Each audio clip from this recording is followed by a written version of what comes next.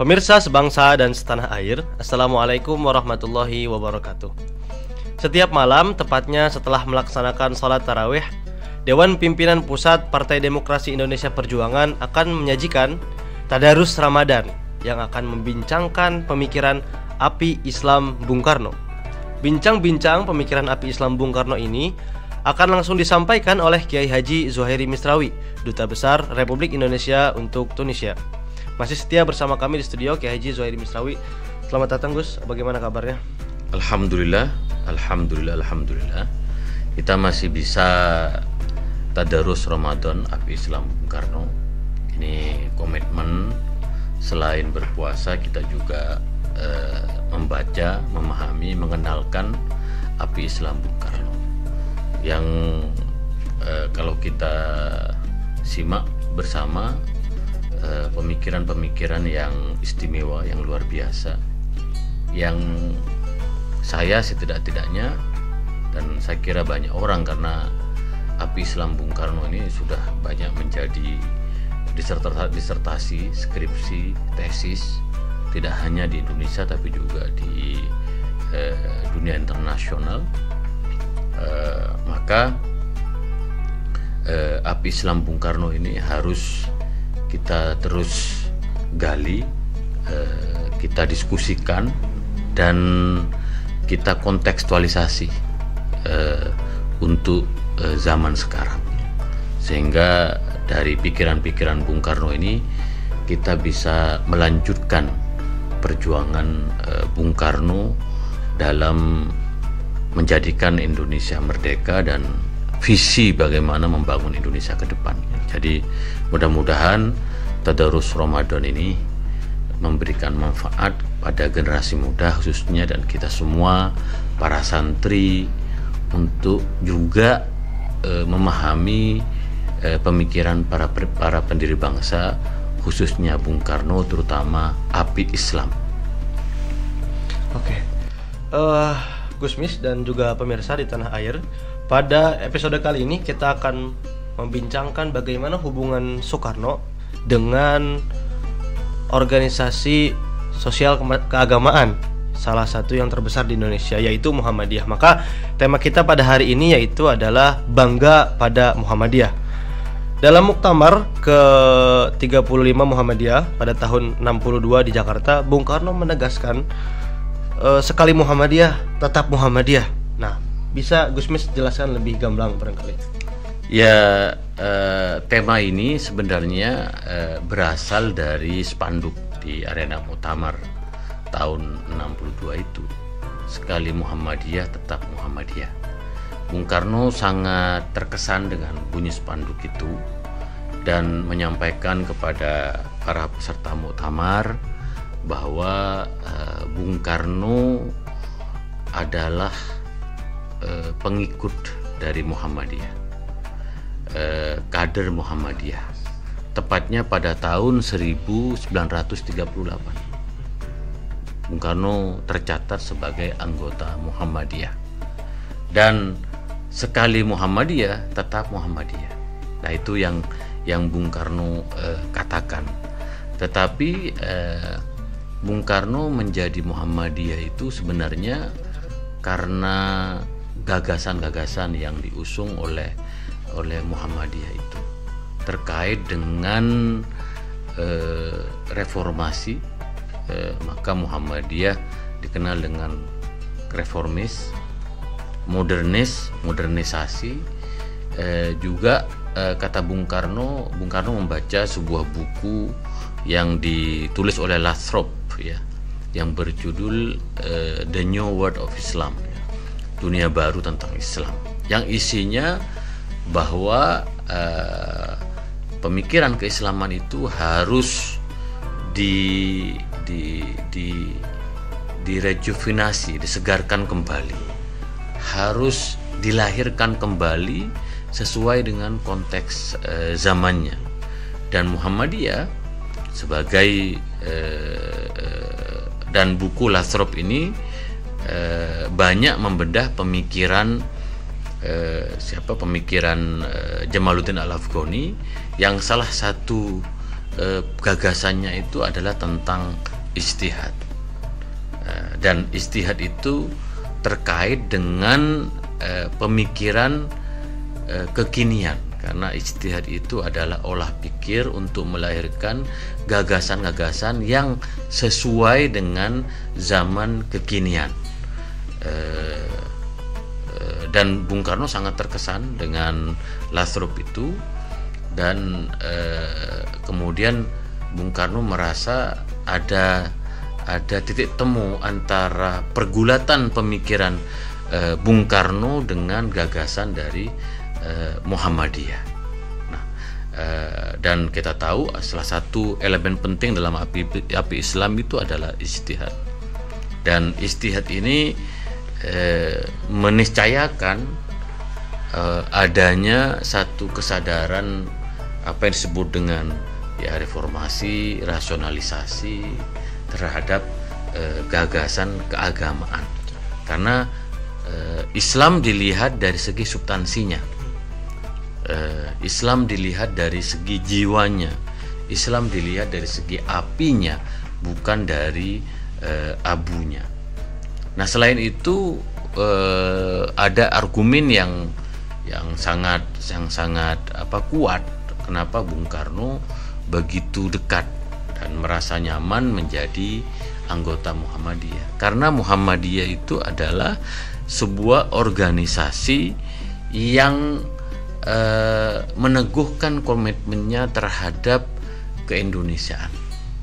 Maka seperti dalam gagasan yang sebelumnya, yang diskusi sebelumnya, cinta tanah air bagian dari iman, itu juga dulu menjadi gagasan yang diusung oleh Muhammadiyah, yaitu Kiai Haji Mas Mansur, ketua Muhammadiyah pada saat itu, lalu kemudian kaum muda Muhammadiyah. Jadi Bung Karno sebagai seorang nasionalis merasa bahwa Muhammadiyah itu yang mempunyai pandangan-pandangan baru, pandangan-pandangan modernis reformis ini, tetapi pandangan-pandangan juga turut membangun keindonesiaan, membangun visi kebangsaan. Dan tentu kita semua sangat beruntung dengan keberadaan Muhammadiyah ini, karena bagaimanapun Muhammadiyah itu tidak hanya sekedar mempunyai visi kebangsaan, tetapi Muhammadiyah juga melakukan kerja-kerja kerakyatan untuk mengangkat harkat dan martabat umat Islam Indonesia. Dari sekolah-sekolah Muhammadiyah, dan kita harus akui sekolah-sekolah dan perguruan tinggi Muhammadiyah merupakan sekolah-sekolah terbaik di negeri kita. Panti asuhan Muhammadiyah yang tersebar itu juga banyak memberikan manfaat bagi anak-anak yatim. Dan saya melihat langsung, merasakan jasa Muhammadiyah dalam mengangkat harkat martabat orang-orang yang kaum al-ma'un, ya, orang-orang miskin, anak-anak yatim. Maka teologi dari Muhammadiyah, teologi al-ma'un itu, ara'aital ladzi yukadzibu bid-din fadzalikal ladzi yad'ul yatim wa la yahuddu ala tu'amil miskin. Jadi misi agama itu sesungguhnya adalah membantu orang-orang miskin dan anak-anak yatim. Itu yang dilakukan oleh Muhammadiyah. Termasuk juga amal-amal Muhammadiyah, rumah sakit, ya. Itu jasanya sangat besar sekali.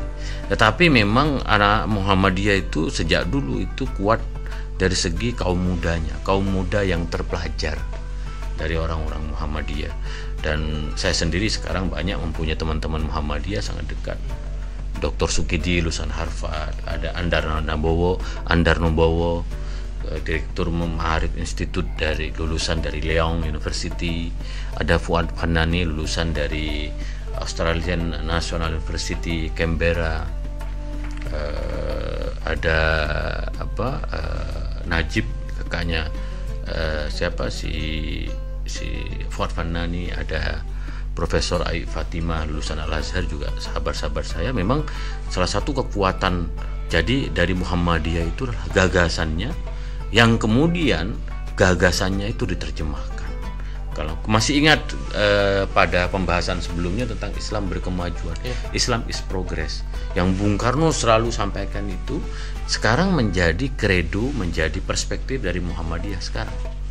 kalau tidak salah dalam muktamar yang terakhir di Surakarta ya, di Solo itu, Muhammadiyah sudah meletakkan visi Islam berkemajuan, dan itu adalah pandangan Bung Karno. Maka Bung Karno itu mengatakan bahwa sekali Muhammadiyah tak Muhammadiyah, dan Bung Karno bahkan berpesan dia kalau nanti dipanggil oleh Allah, dia ingin dikafani dengan kain yang di dalamnya ada tulisan Muhammadiyah. Yaitu betapa dekatnya Muhammadiyah dengan Bung Karno, betapa bangganya Bung Karno kepada Muhammadiyah, karena Muhammadiyah termasuk ormas yang mengukuhkan visi api Islam itu, Islam berkemajuan, Islam yang modern, Islam yang reformis. Walaupun Bung Karno juga melakukan ziarah kubur ya. Bung Karno cerita itu, Bung Karno memang seorang mujtahid gitu. Ziarah kubur ke ibunya, ke mertuanya, Bung Karno cerita. Tapi secara organisasi Bung Karno merasa sangat dekat dengan Muhammadiyah. Ya, oke. Dalam muktamar itu juga Gus, Bung Karno menegaskan bahwa kita harus menjemput fajar kebesaran Indonesia. Nah, ini apa kaitannya dengan Muhammadiyah kala itu? Ya begini, karena bagaimanapun sekali lagi seperti yang saya katakan, Bung Karno ini ingin Indonesia itu menjadi negara yang maju, berdaulat, adil dan makmur. Dan organisasi terbesar seperti Muhammadiyah harus mengambil peran dalam memajukan Indonesia. Dan ini yang khas dari Indonesia itu kita bersyukur karena negara kita besar sekali. Ada apa yang kita sebut dengan organisasi masyarakat Islam, civil society, bahkan juga organisasi agama-agama yang lain seperti konferensi wali gereja Indonesia untuk Katolik, Persatuan Gereja Indonesia untuk Kristen Protestan, lalu kemudian ada Hindu, kemudian ada Buddha, kemudian ada Matakin yang Konghucu. Nah, Indonesia ini Bung Karno meminta dan kepada seluruh elemen-elemen bangsa itu untuk menjemput fajar kebesaran Indonesia, harus berperan. Maka apa yang dicita-citakan Bung Karno itu sekarang menjadi kenyataan, karena Muhammadiyah itu menjadi salah satu kekuatan Indonesia saat ini. Banyak sekali kajian-kajian yang memberikan apresiasi terhadap Muhammadiyah. Bahkan kalau kita melihat sekarang di beberapa kota-kota yang mayoritas non-Muslim itu, Muhammadiyah hadir di situ, misalnya di Flores.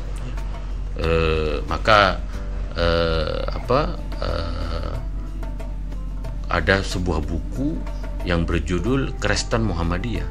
Kristen Muhammadiyah artinya kampus-kampus Universitas Muhammadiyah itu mahasiswanya orang-orang Kristen. Gitu. Itu yang menurut saya keindonesiaan, bahwa kita berbeda agama, tetapi dalam konteks membangun bangsa kita satu. Maka perbedaan Indonesia itu menjadi sebuah kekuatan dalam membangun bangsa.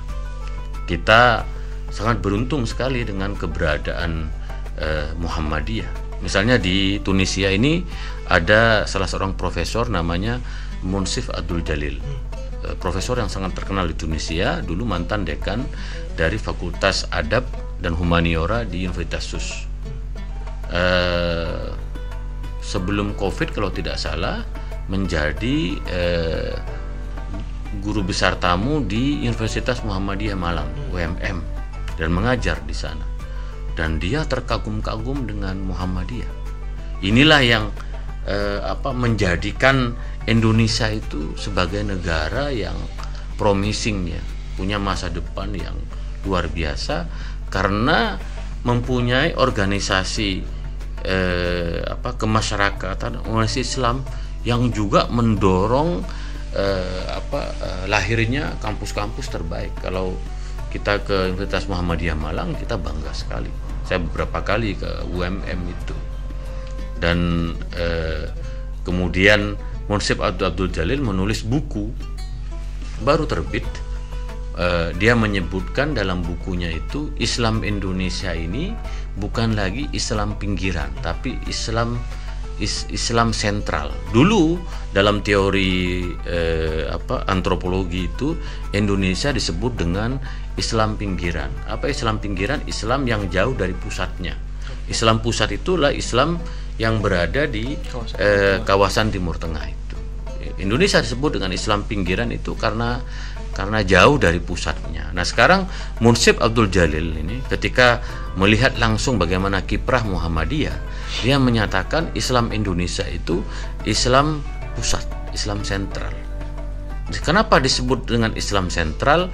Karena Islam Indonesia itu mencerminkan watak karakteristik Islam yang berkemajuan, berkebudayaan, berkeadilan, berpengetahuan. Misalnya kalau Universitas Muhammadiyah itu kan tidak hanya kuat di Islamic Studies, studi-studi keislaman. Universitas Muhammadiyah itu juga mengajarkan jurusan kedokteran, ya kan, sains, ya kan, dan itu menjadi kebanggaan karena Islam itu hadir dalam wajahnya yang berkemajuan. Dan harus diakui saat ini ya, kampus-kampus Muhammadiyah menjadi kampus-kampus terbaik juga di Indonesia, bahkan di Asia dan di dunia gitu. Itu pengakuan dari Munsif Abdul Jalil, profesor yang sangat terkenal di Tunisia ini, dan pandangannya sangat dihormati berdasarkan pengalaman dia mengajar di Universitas Muhammadiyah Malang, dan juga Profesor Munsif Abdul Jalil membaca bagaimana Islam Indonesia itu Islam yang peduli terhadap ilmu pengetahuan, Islam yang peduli terhadap sains. Ini yang menjadi salah satu kelebihan dari Muhammadiyah. Jadi apa yang dilihat oleh Bung Karno di masa lalu itu sekarang menjadi kenyataan. Nah, Bung Karno sendiri sejak usia 15 tahun itu sudah mendengarkan ceramah-ceramah Ki Ahmad Dahlan ketika berada di rumahnya Cokro Aminoto. Ketika berada di rumahnya Cokro Aminoto, dia pada usia 15 tahun suka mendengarkan ceramah-ceramah Ki Ahmad Dahlan itu. Visi Al-Ma'un tadi itu, ceramah Dahlan, dan visi permajaan Islam bahasa Bung Karno, atau reformasi keagamaan ala Ki Ahmad Dahlan, karena Ki Ahmad Dahlan selalu meminta merujuk kepada Bung Karno, kepada Al-Qur'an dan hadis. Jadi cara berpikir api Islam merujuk kepada Al-Qur'an, dan pada Al-Qur'an terutama, Bung Karno itu dengan reinterpretasi itu api Islamnya Bung Karno sungguh jadi inspirasi oleh Ki Ahmad Dahlan sejak usia 15 tahun. Jadi Bung Karno ketika Ki Ahmad Dahlan berceramah di Surabaya, Bung Karno menjadi salah satu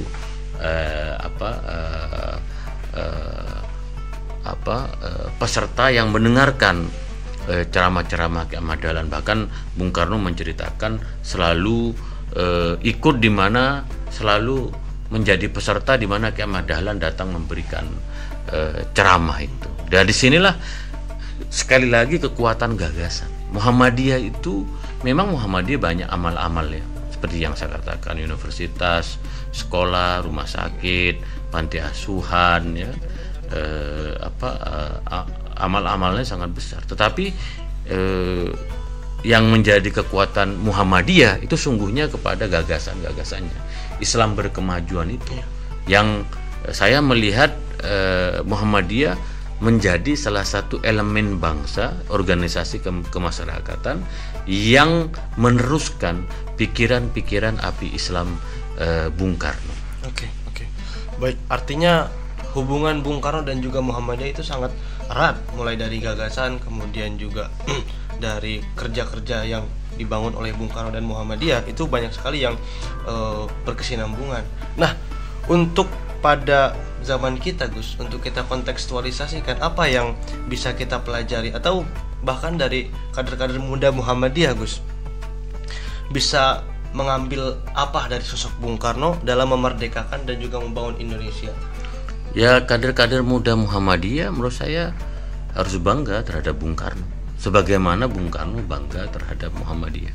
Karena kebanggaan itu kemudian akan memantik kita untuk terus pada visi apa disebut dengan Islam berkemajuan itu. Dan anak-anak muda Muhammadiyah sekarang apa yang Bung Karno cita-citakan terus menjemput fajar kebesaran Indonesia. Jadi Muhammadiyah dan Indonesia itu dua sisi logam yang tidak bisa dipisahkan. Hadirnya Muhammadiyah itu untuk menjadikan Indonesia itu maju jaya, adil, makmur, dan terus dalam harmoni di antara warganya. Itu yang pertama. Yang kedua, saya kira memang seperti yang saya pernah singgung dalam episode-episode sebelumnya, bahwa Muhammadiyah juga kader-kader Muhammadiyah, generasi milenial Muhammadiyah sejatinya juga berperan untuk bagaimana mengamalkan Pancasila dalam kehidupan berbangsa dan bernegara. Nah, ini penting karena dan Muhammadiyah sudah punya satu komitmen besar sejak muktamar kalau tidak salah di Makassar ya, sudah ada deklarasi komitmen Muhammadiyah terhadap Pancasila, bahwa Pancasila itu adalah darus syahadah, bahwa itu adalah semacam kesaksian bahwa kita seluruh bangsa Indonesia itu harus berpegang teguh kepada Pancasila sebagai dasar negara. Nah, generasinya muda ini harus terus bagaimana Pancasila itu menjadi, kata Buya Syafi'i itu sekali lagi karena Buya Syafi'i disertasinya tentang Pancasila, bagaimana Pancasila itu menjadi tindakan, menjadi laku dalam kehidupan berbangsa dan bernegara. Dia terus mendorong generasi muda untuk bagaimana kehidupan berbangsa itu hidup dalam keterpaduan ya. Kita mempunyai persatuan yang kokoh sebagai warga negara, Nah, yang ketiga, generasi milenial Muhammadiyah itu terus, ini yang saya kagum dengan generasi kaum muda Muhammadiyah. Kaum muda Muhammadiyah itu adalah kaum muda yang mengejar pendidikan setinggi-tingginya. Mereka didorong itu. Nah, saya banyak teman-teman Muhammadiyah yang meraih gelar doktornya dari kampus-kampus yang terbaik di dunia. Sukide dari Harvard, Andar dari Leong, lalu kemudian Farfanani dari Canberra, Ai Fatimah itu dari Inggris gitu. Nah, generasi muda Muhammadiyah ini terus menurut saya juga harus tradisi mencari menempuh pendidikan yang terbaik di kampus-kampus di dunia. Ada juga sahabat saya namanya Muhammad Ali yang sekarang menjadi associate professor di kalau nggak salah di UCLA gitu. Okay. Dan keberadaan dari Muhammad Ali ini sangat membanggakan kita semua. Itu adalah kader-kader Muhammadiyah. Dan selanjutnya Muhammadiyah di kawasan Timur Tengah ini punya PCIM, Pimpinan Cabang Istimewa Muhammadiyah.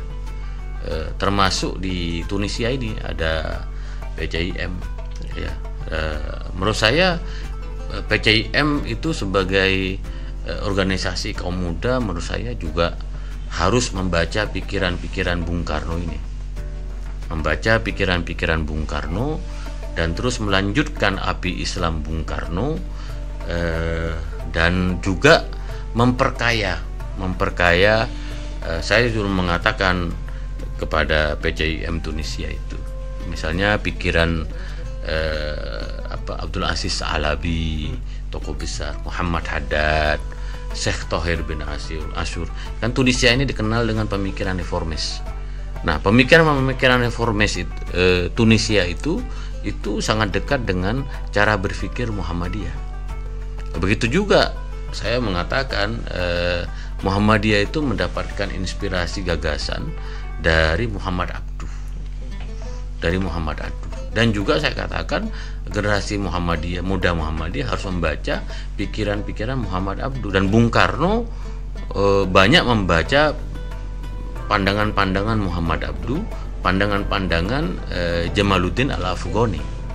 Jadi anak-anak kader PCIM ya, muda Muhammadiyah yang berada di kawasan Timur Tengah ini, sebenarnya mereka punya kesempatan untuk mengembangkan gagasan dari Muhammadiyah.